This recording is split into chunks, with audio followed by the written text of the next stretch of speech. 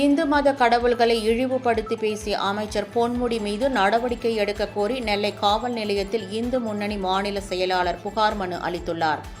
விழுப்புரத்தில் நடைபெற்ற நிகழ்ச்சி ஒன்றில் பேசிய அமைச்சர் பொன்முடி, பாலியல் தொழிலாளி ஒருவருக்கும் வாடிக்கையாளருக்கும் இடையே நடைபெற்ற உரையாடலை இந்து மதத்தின் சைவ வைணவத்தின் புனித சின்னங்களுடன் ஒப்பிட்டு அருவருக்கத்தக்க வகையில் பேசியதாக கூறப்படுகிறது.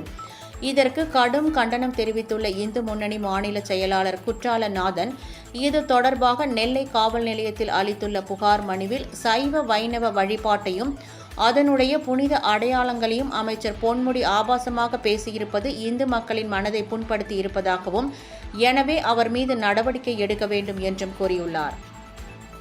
திமுகவில் இருக்கக்கூடிய இந்து சகோதரர்கள் சிந்தித்து பார்க்கணும். நீங்கள் கட்சிக்காக அங்கே போய் இருக்கிறீர்கள், ஆனால் உங்களுடைய வழிபாட்டு தெய்வத்தையும் நம்முடைய வழிபாட்டு முறைகளையும் கலாச்சாரத்தையும் திமுக தொடர்ந்து இழிவுபடுத்தி விடுகிறது. இதே போல வேறு ஏதாவது ஒரு மதத்தை திமுக இழிவுபடுத்தி பேச முடியுமா?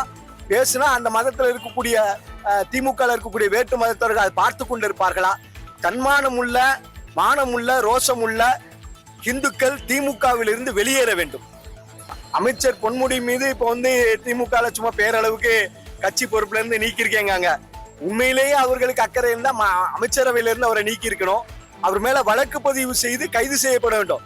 தமிழ்நாட்டுல யாராவது வேறு மதத்தை பத்தி பேசினா உடனே கைது செய்யக்கூடிய காவல்துறை, அரசாங்கம் இந்து தெய்வத்தை இவ்வளவு தூரத்துக்கு இழிவுபடுத்தி இந்துக்களினுடைய பண்பாட்டு கலாச்சாரத்தை இழிவுபடுத்தி பேசியிருக்காரு.